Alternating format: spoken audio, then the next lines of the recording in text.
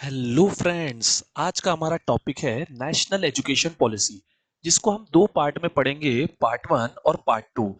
अब आप कहोगे सर नेशनल एजुकेशन पॉलिसी पर तो पहले ही बहुत सारे वीडियो आ चुके हैं, तो हम आपका वीडियो क्यों देखें। सो फ्रेंड्स, मैं आपको नेशनल एजुकेशन पॉलिसी क्या है इसके साथ ये भी बताऊंगा कि ये क्यों लाई गई है। और आज का जो हमारा सेशन रहेगा, इसमें हम नेशनल एजुकेशन पॉलिसी का पूरा बैकग्राउंड समझेंगे और उसके बाद स्कूल एजुकेशन जो है उसको पढ़ेंगे। जो हमारा अगला सेशन होगा जो कि कल ही आ जाएगा, उसमें हम हायर एजुकेशन और उससे रिलेटेड दूसरी कुछ इंपॉर्टेंट चीजों को पढ़ेंगे। अब आइए इसको समझते हैं। तो समझिएगा फ्रेंड्स, एजुकेशन आपके लिए बहुत ज्यादा क्या है, इंपॉर्टेंट है, क्योंकि इसी से आपका पूरा ह्यूमन पोटेंशियल क्या होता है, डेवलप होता है। और इसके अलावा किसी भी नेशन का जो डेवलपमेंट है वो भी इस पर ही डिपेंड होता है। और आज के समय में समय जो है बहुत तेजी से बदल रहा है, और उसी के साथ टेक्नोलॉजी और उससे रिलेटेड जॉब्स भी क्या हो रहे हैं, बहुत तेजी से बदल रहे हैं। तो ये बहुत जरूरी हो जाता है कि हम चीजों को सिर्फ रट्टा मार के ना समझे, हम उन्हें क्या करें, अच्छे से समझे, ताकि फ्यूचर में भी हम बदलते जॉब्स में काम कर पाए। इसीलिए कहा जा रहा है कि ये पॉलिसी बहुत ज्यादा इंपॉर्टेंट है। इसके अलावा जो टीचर है उसके जो रिफॉर्म सिस्टम है उसमें भी रिफॉर्म्स लाना बहुत ज्यादा जरूरी हो गया था। अब ये पॉलिसी लाई कैसे गई है समझेगा। डॉक्टर के कस्तूरी रंजन, इनकी अध्यक्षता में एक कमेटी बनाई गई थी, जिसने 31 मई 2019 को अपनी रिपोर्ट सबमिट करी। अब ये जो पॉलिसी है, ये एलिमेंट्री एजुकेशन और यूनिवर्सिटी एजुकेशन दोनों को कवर करती है। और स्पेशल बात यह है कि अर्बन और रूरल दोनों का इसमें पूरा पूरा ख्याल रखा गया है। अब इसके पहले हमारे यहाँ फ्रेंड्स दो पॉलिसीज आ चुकी है। पहली पॉलिसी आई थी 1968 में और दूसरी आई थी 1986 में। मतलब कि ये पॉलिसी इसलिए भी इंपॉर्टेंट हो जाती है कि 1986 से लेकर अभी तक अगर हम एजुकेशन के सिस्टम में रिफॉर्म की बात करें, तो जो सबसे बड़ा रिफॉर्म आया है वो है right of children to free and compulsory education, जो कि 2009 में आया था। मतलब 21st सेंचुरी की ये पहली एजुकेशन पॉलिसी है। अब इस एजुकेशन पॉलिसी की फ्रेंड्स सबसे खास जो इंपॉर्टेंस है वो ये है कि ये हमारा जो हेरिटेज है, हमारी जो धरोहर है, उसको रिकॉग्नाइज करती है। कैसे, आइए समझते हैं। अब इनका तो आपने नाम सुना होगा फ्रेंड्स, ये है सुश्रुत, जो कि दुनिया के पहले सर्जन माने जाते हैं। इसके बाद इनका भी आपने नाम सुना होगा आर्यभट्ट, जिन्होंने जीरो की खोज की थी। और इसके बाद तीसरे हैं महर्षि पाणिनि, जिन्होंने कंप्यूटर प्रोग्रामिंग, हाँ जी, कंप्यूटर प्रोग्रामिंग की शुरुआत की थी। और इसके बाद है पतंजलि, जो कि योगा के गुरु थे। तो अब इन सबकी खास बात यह है दोस्तों कि ये सब अलग अलग फील्ड से थे। मतलब कि हमारी ये एजुकेशन पॉलिसी ये समझाना चाहती है कि केवल इंजीनियर और डॉक्टर अपने करियर में सफल हो, ऐसा जरूरी नहीं है। सभी फील्ड्स क्या हैं, अपने आप में इंपॉर्टेंट है। तो हमारी इंडियन हिस्ट्री और हमारी इटर्नल और एंशियंट हिस्ट्री, उसको ध्यान में रख के ये पॉलिसी बनाई गई है। अब जो नेशनल एजुकेशन पॉलिसी है, इसकी जो मेन फीचर्स हैं, इन्हें ट्विटर पर मोदी जी ने ट्वीट करके खुद ब खुद बताया था। इसमें बताया गया है कि हमारी कंट्री में आज भी क्वालिटी एजुकेशन नहीं मिल रही है। लोग जो है बहुत बुरी स्थिति में पढ़ रहे हैं। इसके अलावा लोगों के पास आज भी एजुकेशन के लिए एक्सेस नहीं है। उन्हें कई बार अपने घर से बहुत दूर जाना पड़ता है। और ये थर्ड वाला तो फ्रेंड्स हम सब जानते ही हैं कि शिक्षा माफिया जैसी चीजें आजकल आने लग गई है। एजुकेशन इतनी महंगी हो गई है कि वो लोगों के लिए अफोर्डेबल ही नहीं रह गई है, जिसके कारण हमारे यहाँ इनइक्वलिटी डेवलप होती जा रही है। जिसके पास पैसा है वो तो आसानी से बहुत अच्छी एजुकेशन ले रहा है, पर जिसके पास पैसा नहीं है वो देखिए इस बच्चे की तरह पीछा छूटता जा रहा है। और इसके लिए हमारे यहाँ कोई भी जवाबदेही भी नहीं है। तो इन्हीं सब चीजों को ध्यान में रखते हुए ये नेशनल एजुकेशन पॉलिसी लाई गई है ना कमाल की बात। अब फ्रेंड्स, इसमें सबसे ज्यादा जो लोगों को कंफ्यूजन हो रहा है वो हो रहा है स्कूल एजुकेशन में, जिसमें कहा जा रहा है कि हमारा 10+2 स्ट्रक्चर खत्म कर दिया गया है और उसकी जगह 5+3+3+4 वाला स्ट्रक्चर आ गया है। पर इसका मतलब क्या है? क्या इसका मतलब ये है कि आप 12 की जगह अब 15 साल पढ़ाई करेंगे? तो बिल्कुल नहीं फ्रेंड्स। आप समझेगा, हम सब ने फ्रेंड्स नर्सरी, एलकेजी और यूकेजी इन क्लासेस में क्या करी है, एजुकेशन करी है। पर समझिएगा फ्रेंड्स, जो सरकारी स्कूल होते हैं उनमें क्लासेस कहां से स्टार्ट होती है, पहली क्लास से स्टार्ट होती है। अब आप कहोगे सर उसके पहले क्या कोई एजुकेशन नहीं होती? तो होती है फ्रेंड्स। उसके लिए आंगनवाड़ी सिस्टम हमारे यहाँ है, जहां पर जो राज्य हैं वो अपने बच्चों को एजुकेशन दिलवाते हैं। पर ये तरीका क्या है, ये ऑफिशियल नहीं है। तो और इसी के साथ हमारे यहाँ जो राइट टू एजुकेशन मिला है वो भी 6 से 14 साल के बच्चों को मिला है। तो इसी को ध्यान में रखते हुए ये पॉलिसी में 5+3+3+4 स्ट्रक्चर की बात की जा रही है, जिसके तहत मैं ऑफिशियली तो नहीं कह सकता पर इनडायरेक्टली मुझे लग रहा है कि 3 साल से लेकर 18 साल तक के बच्चों को फ्री एजुकेशन प्रोवाइड करने की हमारी गवर्नमेंट बात कर रही है। और इसके लिए फ्यूचर में कॉन्स्टिट्यूशन में अमेंडमेंट भी हो सकता है। अब लेकिन इस सिस्टम में है क्या, तो समझेंगे फ्रेंड्स। जैसे आपने सुना होगा प्ले स्कूल, तो हमारे यहाँ जो है छोटे छोटे बच्चों के नर्सरी एलकेजी यूकेजी के बच्चों पर क्या करा जाता है, बस्ते लाद दिए जाते हैं, जो कि उनका बचपन क्या करते हैं, छीन लेते हैं। तो इसी के लिए हमारी गवर्नमेंट ने कहा है कि छोटे बच्चों को प्ले स्कूल से पढ़ाया जाएगा, जहां पर उनको म्यूजिक, स्पोर्ट्स और इसके अलावा डांसिंग वगैरह एक्टिविटीज के द्वारा एजुकेशन दी जाएगी। तो छोटे बच्चों का बचपना किताबें बर्बाद नहीं करेगी। इसके बाद आती है फ्रेंड्स हमारी प्रेपरेटरी स्टेज। अब ये जो स्टेज है, फाउंडेशन स्टेज, ये तो 3 से लेकर 8 साल तक के बच्चों के लिए है, जिसमें अगर मैं बात करूं 5 क्लासेस आपकी आ जाती हैं। इसके बाद आती है प्रेपरेटरी स्टेज, जो 8 साल से 11 साल के बच्चे के लिए रहती है और तीसरी से 5वीं क्लास तक के लिए रहती है। अब इस स्टेज पे क्या होगा फ्रेंड्स, बुक्स की शुरुआत होगी। हाँ जी बिल्कुल, बुक्स का इंट्रोडक्शन 3rd क्लास से होगा। काश मैं भी इस सिस्टम में पढ़ पाता। और उसमें भी आपको क्लासरूम इंटरेक्शन करवाया जाएगा, और जो आपने प्ले स्कूल में पढ़ा है उसी के हिसाब से पढ़ाई कराई जाएगी। इसके बाद अगली स्टेज आती है फ्रेंड्स, मिडिल स्टेज। अब मिडिल स्टेज में आपके क्या होंगे, जो मेन सब्जेक्ट्स हैं, science, maths, arts, social science, humanities, इन सब का इंट्रोडक्शन होगा। और इसी में आपका क्या होगा, एक्सपीरियंटल लर्निंग। मतलब कि फ्रेंड्स, जो बाबा रणछोड़ दास कहते थे, यानी 3 इडियट्स में आमिर खान कहते थे कि चीजों को पढ़ो मत, समझो। अगर आप सिर्फ रट्टा मार रहे हो तो वो चीजें आपको भविष्य में कोई काम नहीं आएगी। तो अब आप साइंस में डेरिवेशंस पे फोकस नहीं करेंगे, उन्हीं साइंस के अपनी लाइफ में एप्लीकेशन पे फोकस करेंगे।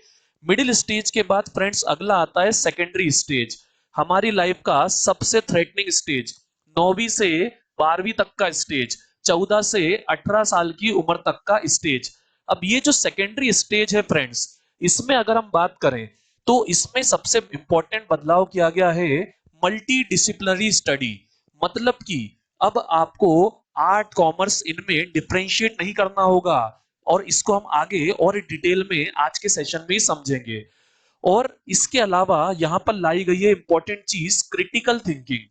क्रिटिकल थिंकिंग मतलब बहुत इंपॉर्टेंट बात है फ्रेंड्स। अब आप ये नहीं पढ़ेंगे सिर्फ कि हिस्ट्री में किसने क्या करा, हमें आजादी किसने दिलाई, आप ये भी पढ़ेंगे अगर हमें आजादी नहीं मिलती तो क्या होता, अगर गांधी जी नहीं होते तो हमारा इंडिपेंडेंस का स्ट्रगल कैसा होता। तो आपको सोचने पे मजबूर किया जाएगा, याद करने पे मजबूर नहीं किया जाएगा। है ना इस सिस्टम की कमाल की बात। अब इस सिस्टम में समझिए, सबसे इंपॉर्टेंट शुरुआत से अगर हम बात करें तो early childhood care and education.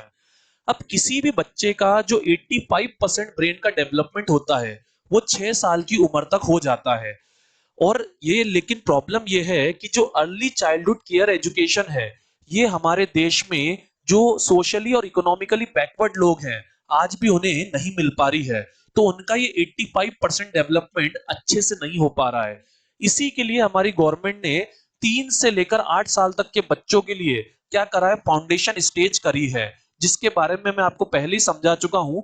पर इंपॉर्टेंट बात यह है कि आंगनवाड़ी जो हमारे अभी तक चल रहे थे अनऑफिशियली, वो अब ऑफिशियल हो जाएंगे। और गवर्नमेंट इसके लिए एक तगड़ा इंफ्रास्ट्रक्चर बनाएगी, और आंगनवाड़ी में जो टीचर्स हैं उन्हें तगड़ी ट्रेनिंग दी जाएगी, ताकि आप ये मेरा फोटो देखिए, इस फोटो की तरह बच्चों को बड़ी प्यारी और मधुर एजुकेशन मिल पाए। राइट टू एजुकेशन अब आपका 6 से 14 की जगह 3 से 18 हो सकता है। अब लेकिन इसके अलावा इसमें बहुत सारी बातें हैं जो मैं आपको इंपॉर्टेंट इंपॉर्टेंट बताऊंगा। तो एक चीज समझिए, ब्रेकफास्ट स्कूल। अब छोटे बच्चों के लिए समझिए या बड़े बच्चों तक के लिए समझिए, अगर आपको सुबह सुबह ब्रेकफास्ट नहीं मिलता है तो आप समझिए आप अंडर नरिश्ड है। और अगर आपको बराबर पोषण नहीं मिला तो क्या आप अच्छी एजुकेशन ले पाएंगे? बिल्कुल नहीं। और इसी बात को समझते हुए सरकार ने क्या करा है, मिड डे मील के साथ एक न्यूट्रिशियस ब्रेकफास्ट की भी अर्ली चाइल्डहुड केयर एजुकेशन में शुरुआत करी है। तो अब मिड डे मील के साथ स्कूलों में ब्रेकफास्ट भी मिलेगा, ताकि हमारे यहाँ जो ब्रेकफास्ट कल्चर खत्म होता जा रहा है वो वापस से आए और लोगों की हेल्थ जो है उसमें सुधार हो। अब अगला जो मेन चेंज है वो है मल्टी स्ट्रीम, जिसका इफेक्ट आपको मेन तौर पे 9th क्लास से देखने को मिलेगा। सो फ्रेंड समझेगा इसकी इंपॉर्टेंस ये है कि अभी तक हमारे यहाँ क्या होता था, अगर किसी ने साइंस लिया है तो हम कहते हैं कि ये व्यक्ति बहुत इंटेलिजेंट है, और अगर किसी ने आर्ट्स या कॉमर्स लिया है तो हम कहते हैं ये पढ़ाई में क्या होगा, कमजोर होगा। तो अब से ऐसा नहीं होगा। अब से साइंस, आर्ट्स और कॉमर्स यानी आर्ट, ह्यूमैनिटी और साइंसेस, इनमें कोई डिफरेंस नहीं होगा। करिकुलर, एक्स्ट्रा करिकुलर, को करिकुलर, इनमें कोई डिफरेंस नहीं होगा।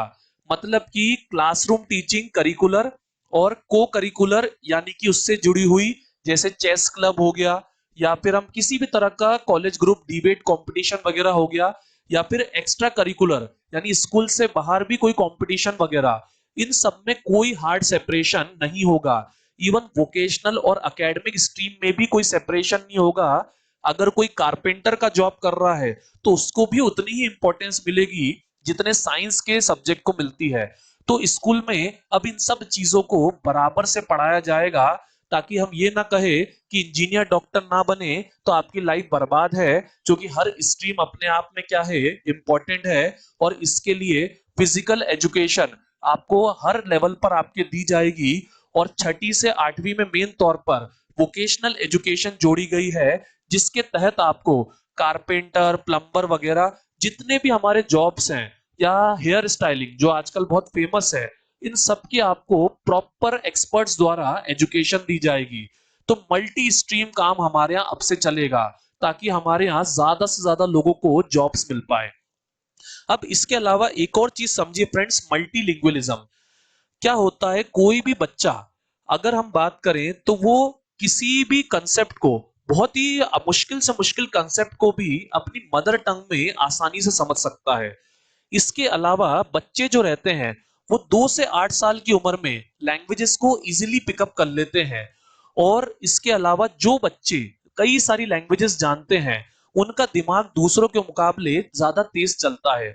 इन्हीं बातों को ध्यान में रखते हुए हमारे यहाँ एजुकेशन सिस्टम में ये जोड़ा गया है कि अब से फाउंडेशन स्टेज में ही बच्चों को ज्यादा से ज्यादा मल्टीलिंगुअल बनाने की कोशिश की जाएगी। यानी लैंग्वेज को हमारे यहाँ अब पावर दी जा रही है, और मदर टंग जो है उसको सबसे ज्यादा पावर दी जा रही है। यह कहा जा रहा है कि अब से ग्रेड 5 तक जो स्टेट गवर्नमेंट है उसकी ये पूरी कोशिश रहनी चाहिए कि वो बच्चे को शुरुआती एजुकेशन मदर टंग में दे, इंग्लिश या किसी और लैंग्वेज से डराए ना। और इसके अलावा आपको कल्चरल लेवल पर वर्ल्ड से, पूरे वर्ल्ड से जोड़ने के लिए, आपकी ग्लोबल जो है, ग्लोबल आपकी पहचान बनाने के लिए फॉरेन लैंग्वेजेस को भी हमारे सिलेबस का पार्ट बनाया गया है। कोरियन, जापानीज, थाई जैसी देशों की लैंग्वेजेस हमें अच्छे से सिखाई जाएंगी, ताकि हम उनके साथ भी अच्छे से डील कर पाए। पर अगर आप ध्यान से देखेंगे फ्रेंड्स तो यहाँ से एक मेन लैंग्वेज गायब है, जो कि है चाइनीज। जो कि हम सब जानते हैं चाइना से हमारे अब अच्छे रिलेशन नहीं है। पर इस काम में भी एक 3 लैंग्वेज फॉर्मूले का ध्यान रखा जाएगा। ये बहुत इंपॉर्टेंट है फ्रेंड्स, ये पहले भी रहता था, बस हम ध्यान नहीं दे पाए। अब मैं मध्य प्रदेश में रहता हूं, तो मालवा के हिसाब से मैं आपको समझाता हूं। मेरी मदर टंग जो है वो हिंदी है, तो इसलिए मुझे एक लैंग्वेज हिंदी पढ़ाई जाएगी। उसके अलावा मुझे एक इंडियन लैंग्वेज पढ़ाई जानी चाहिए, जो कि मेरे लिए क्या थी, संस्कृत थी। और एक मॉडर्न लैंग्वेज, जो कि अगर हम बात करें तो आज की तारीख में इंटरनेट हो या फिर कोई भी फॉरेन कंपनी वगैरह हो, सबके साथ आपको टेक्नोलॉजी वगैरह सबके साथ डील करने के लिए आपको क्या चाहिए, इंग्लिश चाहिए। तो हिंदी, संस्कृत, इंग्लिश, ये हमारे मालवा का पैटर्न है जिसमें हमें एजुकेशन दी जाती है। पर अदर स्टेट्स में यही पैटर्न तेलुगु संस्कृत इंग्लिश या तेलुगु हिंदी और इंग्लिश हो जाएगा। पर घबराने की बात नहीं है, ये कतई मैंडेटरी नहीं है। जो स्टेट्स हैं वो ये डिसाइड करेंगे कि कौन सी लैंग्वेज में पढ़ाना है, क्योंकि जो एजुकेशन है वो अकेला यूनियन नहीं तय कर सकता। यूनियन और स्टेट दोनों मिलकर ये डिसीजन लेते हैं। पर इसमें ध्यान रखने वाली बात ये रहेगी कि तीन में से दो लैंग्वेज क्या होनी चाहिए, वो इंडियन ओरिजिन की होनी चाहिए। मतलब सर, इसका मतलब यह है कि आप ऐसा नहीं कर सकते कि एक लैंग्वेज हिंदी हो, एक लैंग्वेज फ्रेंच हो और एक लैंग्वेज इंग्लिश हो। चलिए आगे बढ़ते हैं। अब इसके अलावा जो अगला इंपॉर्टेंट है वो है फ्रेंड्स स्टूडेंट असेसमेंट सिस्टम। मुझे बताइए, क्या आप इन लोगों को पहचानते हैं? ये लोग जो आपके सामने हैं, बिल्कुल मार्क जकरबर्ग फेसबुक के फाउंडर, स्टीव जॉब्स एप्पल के फाउंडर और बिल गेट्स यानी माइक्रोसॉफ्ट के फाउंडर।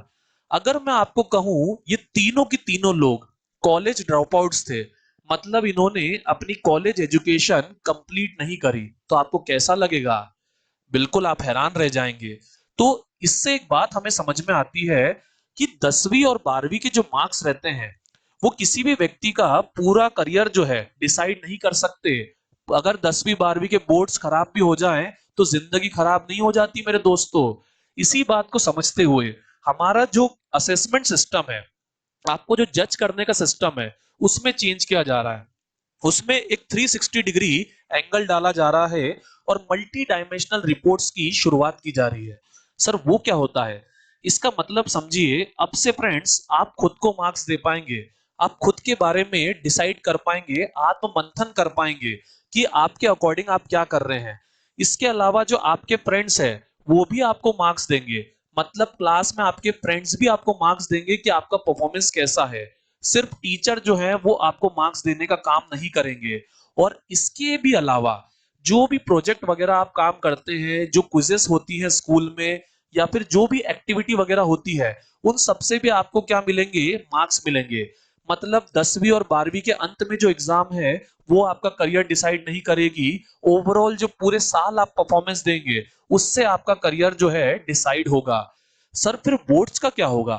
तो समझिए फ्रेंड्स, बोर्ड्स हमारी बनी रहेगी, जैसे बोर्ड पहले होती थी वैसे ही बोर्ड अब होगी। लेकिन बोर्ड के साथ अभी एक बहुत बड़ी प्रॉब्लम है। अगर हम सेकेंडरी लेवल पे बात करें या 9 टू 12 की बात करें, तो इसमें हमारे यहाँ आज की तारीख में एक कोचिंग कल्चर आ चुका है। बच्चे जो हैं वो बहुत डरते हैं बोर्ड से और चीजों को रट्टा मारने में लग गए हैं। वो अपना वैल्यूबल टाइम लर्निंग को नहीं देते हैं, दिन रात कोचिंग में रहते हैं, सुबह से दोपहर तक स्कूल में और दोपहर से शाम तक कोचिंग में। इसी को बदलने के लिए बोर्ड्स का पैटर्न क्या करा जा रहा है? चेंज करा जा रहा है। अब से जो बोर्ड्स हैं वो फ्रेंड्स आपकी प्राइमरी कोर कॉम्पिटेंसीज कैपेसिटीज के अकॉर्डिंग होगी। मतलब कि आप अपना सब्जेक्ट खुद डिसाइड कर पाएंगे और उसमें भी आपको क्या पढ़ना है ये भी आप खुद डिसाइड कर पाएंगे। इवन इसके अलावा बोर्ड्स में ऐसे क्वेश्चन कम पूछे जाएंगे जिनको रट्टा मारने की जरूरत होती है। और यहां तक कि कई बार ये देखा गया है कि 10th बोर्ड में फेल होने पर कोई व्यक्ति आत्महत्या जैसा स्टेप उठा लेता है। तो ऐसा ना हो, इसके लिए बोर्ड के जो स्टेक्स हैं उसको भी गिराया जाएगा। अब से आप एक ही साल में 2 बार बोर्ड दे पाएंगे। एक बार जो आपका स्कोर बताएगी और अगर वो खराब आता है तो आप अपनी इंप्रूवमेंट के लिए एक और बोर्ड दे पाएंगे। तो एक बार रिजल्ट खराब हो गया तो अब से चिंता करने की कोई जरूरत नहीं है। वाओ क्या बात है, काश कसम से मैं इस सिस्टम का हिस्सा होता। अब इसके अलावा फ्रेंड्स, कॉलेज एंट्रेंस। अब जो भी आप लोग वीडियो देख रहे हैं आप सब जानते हैं एक अच्छा कॉलेज करियर के लिए कितना इंपॉर्टेंट होता है। और यहाँ पर कुछ अच्छे कॉलेजेस के मैंने नाम दिए हैं, जैसे Birla, Vellore Vellore institute of technology, BITS Pilani जो बिरला कह रहा हूं मैं, इसके अलावा Manipal institute of technology, Narsee Monjee Symbiosis वगैरह। अब मुझे बताइए, क्या आपको ये कंफ्यूजन नहीं होता 11th 12th में कि किस कॉलेज के लिए तैयारी करें? क्योंकि हर कॉलेज का अपना अलग क्या होता है, एंट्रेंस एग्जाम होता है, जिसके टॉपिक्स और सब्जेक्ट्स में भी क्या होता है, वेरिएशन होता है। इसी को ध्यान में रखते हुए हमारे यहाँ नई चीज जोड़ी गई है, नेशनल टेस्टिंग एजेंसी।